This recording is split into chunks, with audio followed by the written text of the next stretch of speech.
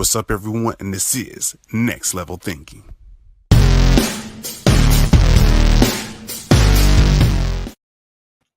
What's up, everyone? It's another episode of Next Level Thinking. It's your host, Chris Holmes, as always, and you see me live outside. But I have my special guest by the name of Xolani, Shakur, DJ Xolani. Nice. And now we're going to dive into your story, but let's go ahead and start on the foundations and have fun with this. Tell the audience a little bit about yourself, and then gonna find out real quick why I brought you in. Oh, okay. A little bit about myself. Well, as the moniker suggests, I am a DJ. I am from St. Louis. I've been in Houston for about 2.5 years now. A little over 2.5 years, and been a DJ now for 22 years. I know it don't look like it. With that youth, and we don't age. Say it. No, but that's what happens when you start at your craft young. I guess I started when I was 14. Gotcha. Yeah. So I don't know any other particulars. Let's see. We met at the Shoot Your Shot. I actually started with those events in my photography field. Mm-hmm. Oh yeah, and just so you would know, like when I was mingling around in the event, I saw him pull out a camera. I was like, in my head, I was like, wait a minute, I thought you were What, DJ? Yeah, last I was there strictly as a photographer, and the other DJ that they have, TNT, she was real cool people, and she had a new shiny controller, and I was like, can I try that out? Like, yeah, so I got the camera in one hand and I'm mixing in the other hand. Gotcha. So let's go to the groundworks even more. Like I love all this that I'm hearing. What actually got you into DJing? Like what got you really inspired? Let's see. So I had always been into performing. So my performing, I want to be like technical about it, goes back to about 5 or 6, those school functions and recitals, performing dances, all that stuff. So I had been. Wait a minute now. Like what were you performing exactly? I heard you say dance the last sentence there, Mike, but yeah, I actually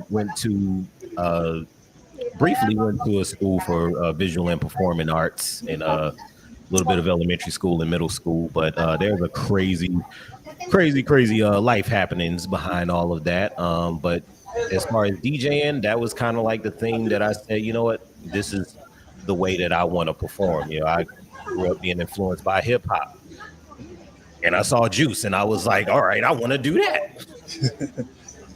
No, but as far as what got me into it, I had a little bit of a rough upbringing, so that was music was kind of my escape from the upbringing. now let's hold on to that right there, because like when a lot of artists, especially in the hip hop world, like say that this exact same thing that you just said. Like music is a way of outlet and expression, pretty much telling the world about your experiences and how you way to overcome or what's on your mind. And I want you to go a little bit even more deeper onto that, because that definitely will connect to the hip hop audience. Okay, well, let's see. If I'm 36 now, let's see. I got into hip hop around 97, 98. So I've been about 10 or 11. And you just had really just the music culture back then. It was easy to get a lot of different influences. So, of course, being who I am, I gravitated towards hip hop. They were speaking more directly to me. People like DMX. That's when he was coming out. So he had songs that, to a certain extent, we shared similar stories. Things like the group home upbringing. I came up in a few of those. Right. I think at some point it kind of veers off. I didn't really live on the streets or get into crime or anything, but maybe DJing kind of kept me from getting into stuff. Yeah, and way of our music outlet and still expressing, but also while entertaining the crowd. Yeah. And when you mentioned that, is there any particular audience that really gravitates you and more into the DJ world? Because I know a lot of DJs say like this artist. I know you're in around the genres, but any specific artists? I'm one of those guys that I'm a bit of a weirdo, so I like that weird stuff. That That new Andre 3000 album was right up my alley.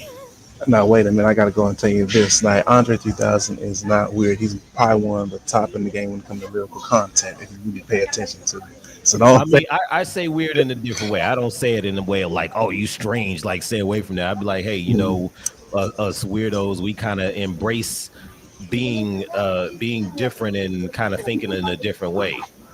So, I know his approach to music and life is just, is something otherworldly. So people like him, and then that goes reminds me a little deeper, maybe a Flying Lotus, your Thundercats, Okay. Kendrick Lamar, Oh, got you. Got you. so a lot of different people, but and also I grew up in the era of, we when MTV actually played music. See, if nowadays, especially this younger generation, I say that all the time. They be like MTV, this show and this. I'm like, no, MTV was like you said specifically Yeah, they makes played most music, music. and if it wasn't a music video show, it was some sort of show where they incorporated music. I think my camera. Oh, okay. I thought my camera went off, but yeah. So that, and also they had the box, which literally played everything, all the different genres. So I was also that hip hop kid that was listening to Limp Bizkit and Corn and Linkin Park and whatnot. So I'm surprised you didn't mention some of the other artists like Tupac, Notorious I mean, B.I.G., let me show you something. Nas. You can't see the shirt. You can't see the whole shirt, but this is There you go. There you go. All so. eyes on me. So Tupac is definitely a must. If as a performer, I am mostly influenced by the likes of Tupac or Michael Jackson. Okay. If you, it's a couple things I say to anybody that's a performer, even if you don't do the same thing. If you want like a master lesson in performance, go watch several of the big Michael Jackson concerts. Go listen to the Roots live album, Come Alive. Yeah, I Like, definitely and agree. literally people wouldn't think that as a DJ I would be looking at that as a performance, but those are the people who inspired me to say I want to be a performer. First like I said, I wanted to sing and dance, but hip hop said be a DJ, and I've been rolling with it ever since. Hey, DJs are very powerful. They control the crowd in so many different ways, and I think people don't really realize that you can actually. I heard from one DJ set the mood for everybody. Like if you want everybody to get into like the drinking and party spirit, you can. If you want everybody to get routed up, you can. I'm pretty sure you Absolutely. could. Because we always hear the term like read the crowd, and it's like, okay, well, what does read the crowd mean? To some people that means, oh, I have this certain demographic of people, so I need to play this certain type of music. But reading the crowd is a little more risky. So you got to kind of put some feelers out there like, okay, I have that as a start. Let me try some of this, or let me not go so typical. Okay, I got a room full of white people, and you think, oh, let me play a bunch of Taylor Swift. Nah, they may not like that. They You might vibe that. they might be into some even more gangster than what you like. But so, you just kind of get that feel as you start seeing the body language. Okay, this is how they responded when I played this song. Let me start taking them on a trip now. Let me start telling a story with this. Let me make all these songs speak to each other. Okay, and then I gravitated to one keyword you said just then, story. Yeah. And I want you to go even more in depth when you, as a DJ, what does it mean to create a story as a DJ? And that, For me, what it means is kind of like those things. It's I may have a song, or I know one that I do for an example. So we mentioned my vote for Tupac shirt. I may be at an event, and I may see somebody wearing some sort of artist T-shirt, and that may spark me to, okay, let me play something that speaks to that T-shirt, or just really uh, uh, how I mix is kind of like a chronological order with tempos and keys and whatnot. So uh, again, you may hear one song say a certain word, and the next song says another certain word, or just different types of mention. It's mostly freestyling when I do that, but there are some sets that I do kind of curate from the ground up, and that's kind of when I go into super mode or something. It's a super mode. So Yeah. like in your, let's say, your progression in your story and much more crafting a DJ, what was that moment in your life where you'd be like, this is it, like this is what's calling me? Because like I know you continue to do, but what was that defining moment that made you like, I need to stay here and just build from there? Well, really, I had a little pre-journey to becoming a DJ, and again, this is in 2000, 2001, and I was already kind of just letting everybody know, hey, I'm a DJ. I want to be a DJ. I actually have an older brother who's a DJ. Well, he started off as a DJ. He's strictly on music production now. But and we didn't grow up together, but I did get to see him in action. He was at the skating rink, so I got to hang out with him there, and I was just like, okay, this is what I want to do. I feel that. So So now, the first now, as far as like creatively, we never done anything together musically or anything, but I did have a mentor, and pretty much first week or so, I'm getting the hang of it pretty fast because again, I already know music. I already done music, a bunch of different vocal music classes, percussion type things, so I already know it in that sense. So once I started seeing, okay, this is how the people react when I do this. Okay, I can create different sounds while using just what's on records. It was records back then. oh yeah, you got the classic vinyl and things Oh like that. yeah. Honestly, I love the vinyl. So it gives that defining kind of look, So just especially with the imagine design. that being like a 14-year-old, 14, 15, like, oh yeah, and it's not in the 90s or the 80s. This is in the 2000s. And I'm, going to school. Hey, yeah, I got this new album on vinyl. And other kids like, okay, you got it on vinyl. But Vinyl. yeah, they're Different, ripping definitely. stuff off of LimeWire back then. Okay, so we got to joke about this one because the kids nowadays don't know about LimeWire. I want to. Yeah. I put my own spill, but since you're the guest, give your own experience from LimeWire. I'm over here laughing about it Um, as I say it. Now I don't think I destroyed any computers or anything like some people have, but you might matter of fact, I know because he's like the original scammer, Soldier Boy. He said he would upload his stuff as another artist. He'd put like their song and title as the title just so people can click on it. So you can't do stuff like that a Ah, lot. Like, hey, I thought this was was juvenile. this Like, about? And you play here hearing something completely different. right. Or they said this is gonna be a dope mashup. It's trash. But nah, and I I had some limited experience with it. I think for a little while when I was starting to evolve and change my stuff up, I started getting more into the EDM as far as mixing it. I got a lot of my early stuff from that, and when I go back and listen to it, I can tell like, oh man, that quality was horrible. horrible, especially when you drop on. I will go ahead and attest that in the days of LimeWire, I definitely messed up a good chunk of computer, well, two of them. Yeah. And I don't know what I was thinking. I know I was thinking. I didn't have a job at the time. I was young. I just wanted music to play with friends, not that much more. But yeah, once you put LimeWire on and start putting, yeah, it crashed. It slowed. Oh wow. All that. Yeah, we're way Nah, past that. nah, it's other unmentionable things that may have crashed my computer back then, but I ain't gonna talk about that. We're gonna move on. Nah. So But as you progress as a DJ, what is this like three key things you keep telling yourself? three, I don't know if I got it down to three, but the biggest thing is to be more direct in the type of events that I want to do. So um, as you kind of progress in your DJ career, you start getting exposed to other events and different ways to make money, and that kind of feels good because you're like, hey, I'm making money DJing, but then or sometimes not making a lot of money.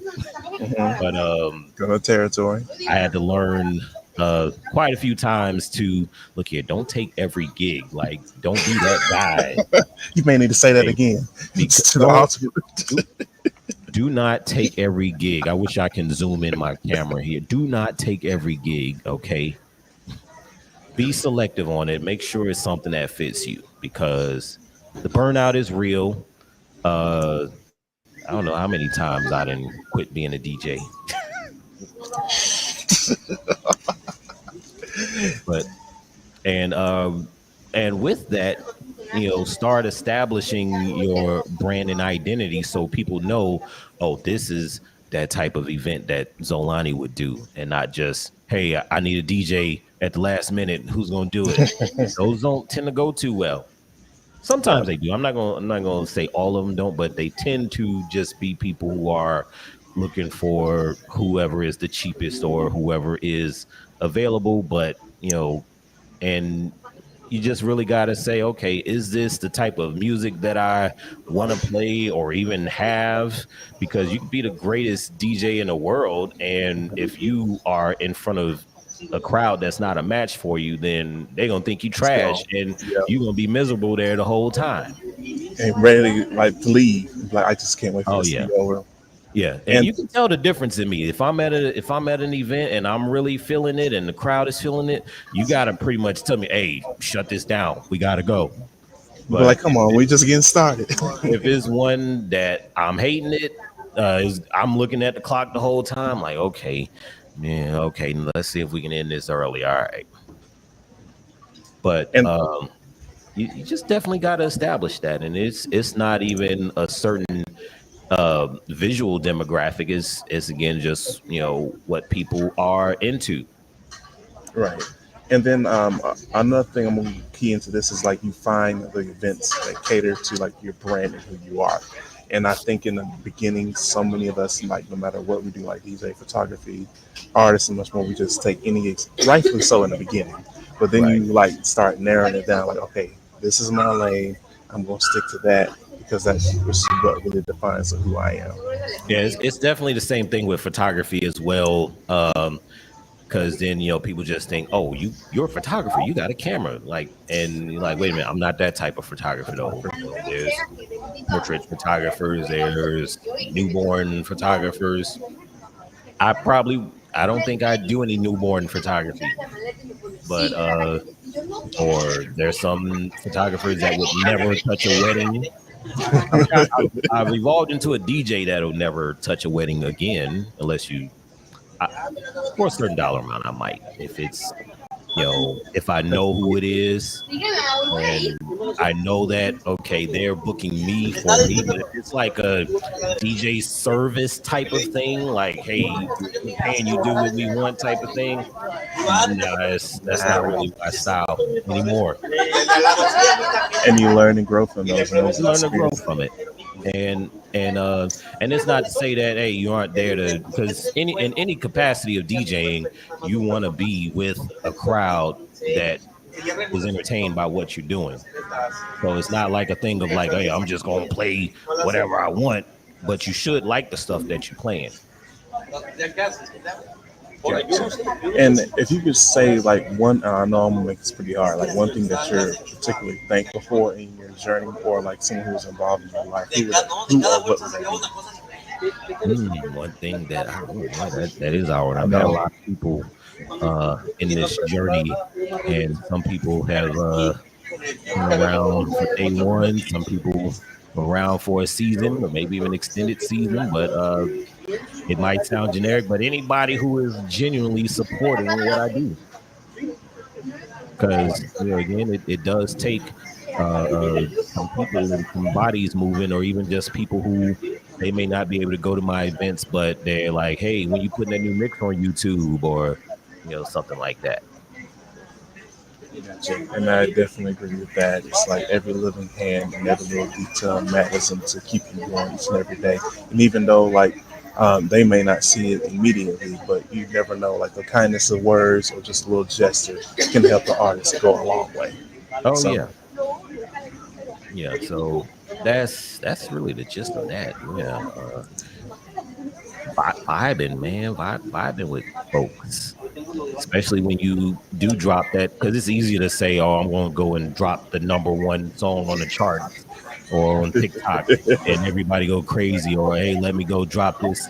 Let me go drop Cupid Shuffle and record a video of everybody doing a Cupid Shuffle. It's like that's cool, but that's not really doesn't really speak to you as an individual or as a DJ or a brand. But when you drop that song that, okay, I know, that's gonna make that person perk up because they never hear that song when they go out. Right, right, right. And I never hear that song when I go out, unless I go to certain things. Gotcha.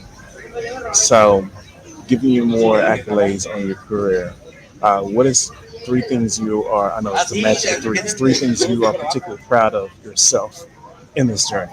Okay, well, first thing is that I have kept it up for so long. It's plenty of times where I could have gave it up for good, and there's some times that I've taken breaks. There was one time I took a 3-year hiatus. But the longevity and staying with it and evolving with the technology, that's a big number one there. Number two, I have been like smashing these DJ battles. Okay, all right. Okay, and it's crazy because of the support you get from that. Like, of course, the DJs are always cool and supportive, but yeah, I never considered myself to be a actual battle DJ before, but I had been kind of getting in my zone this year, and some DJ battles started coming up, and I said, well, let me get in them, and they have been almost rather easy to win. He says that humbly. Yeah, and these are some talented DJs. I won one just a couple days ago, and it was a scratch competition, and I wasn't even planning on being in it. I was just attending, and I was gonna kind of do like the open deck thing, okay, just drop some mixes or whatever. But it was like, hey, you want to get a scratch competition? Nah, scratch ain't really my thing. There's like, it's a 2 minute set. I like to tell the long story. They said, all right, it's some money on the line. Like, wait a minute. All right, you're right. I'll go ahead and get up in it. And there actually was a set that I put together or conceptualized, and I said, okay, let me try it out here. So that, and it's probably a third thing you want to hear, or does that count? I'll go ahead and count it this time. All right. There's a lot of stuff. I'm getting weird about it, but I am learning to say, okay, oh yeah, I do that. We get so conditioned into feeling like, okay, let everybody else say it, like take a humble role, which everybody should have a sense of humility, but I don't think you should bury yourself or not celebrate yourself. I clap at everybody. Like, hey, you doing what you want to do? Hey, celebrate it. I completely agree with that, especially as we are going on kind of field and much more. It's like you got to give your accolades and your own roses at time because you may be your own biggest supporter. You want to keep yourself motivated because it's going to be trial and error. Storms going to come across. You may not have your best days, but you got to go ahead and keep patting yourself on the back and keep going. And I'm a true 100% agreement on that. Strongly believe. Maybe a third one is just starting to make my way around here in Houston. Okay. Because we all move here as transplants, but it can be real overwhelming in that first year or so. You come from especially if you come from a smaller place. St. Louis isn't a small town, but it's about maybe a tenth of the size of Houston. So Houston is huge. People move different here. So I remember even when I first got here and people were sending me things like, hey, here's this casting call. And I'm like, casting call? I'm not trying to audition for a show. Like, it took me a while to realize, oh, that's how they book people in clubs. They call them casting calls. Okay, that's different. Different verbiage. Or just the fact that, like, okay, every gig is going to be like 45 minutes to an hour away. at some point. A lot of people don't realize how big Houston Like, is. 'cause Like, you know it's big before you get here, because I live in Katy, and even here in Katy, we thought moving here, like, okay, that's just gonna be some small little section, some small little part of town. Like, no, this is its own giant metropolis itself. Metropolis. Like, okay, there's other parts of Katy that's 45 minutes away. So sometimes even I'd be like, oh, I got a gig in Katy, or I got a gig in Cyprus. Like, oh no, that's an hour away. Yeah. And don't let it be traffic because, oh, you just Don't let it extend be to traffic. So getting out of my shell and finally starting to meet some of these people that's been on my page for like 2 years now. Like, okay, that's been what this year has been about. building connections. I love it. And that's how you really grow. And with that, the next thing I want to say is there, not that one, but my better question is, what is some upcoming projects you have coming soon? Upcoming projects. Mostly gig things. I'm gonna be at the Tommy Hilfiger store tomorrow at Katy Mills. Okay, you may go ahead and drop the address and all that. Okay, yeah, Katy Mills Mall. So whatever that address is, walk around till you see the Tommy Hilfiger store. Oh, that's another accomplishment in itself. I had been trying to get with this DJ booking agency for like 10 years now, and they finally I don't know. I just tried all the different avenues and finally, okay, well let me see what happens if I email this person. I already got a profile set up, but they hadn't approved it. It's been sitting there for years, and they looked at it. It was like, wait a minute, you've been sitting this long? Okay, we should have been brought you on. And boom. Okay. Then it's like, okay, I'm on the roster now. And then there's like more months where you got to wait before they finally start sending you something, because other people have been on the roster. But, just the perseverance in that and saying, like, okay, let me not give up on that. They do the type of events that I want to do. Nice, and I'm glad that you got that. So I did the Black Friday at the they've been having me with Tommy Hilfiger, because I did the Tommy Hilfiger kids store at the Cypress outlet. So then they said, okay, they want you back. Do Katy Mills. All right.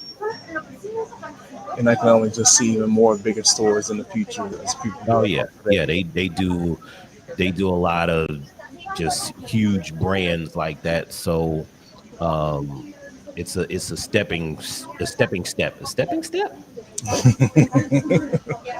step. Do they say stepping stone, or am I just It's thinking that? stepping stone, but hey, you're gonna make a new Okay. brand.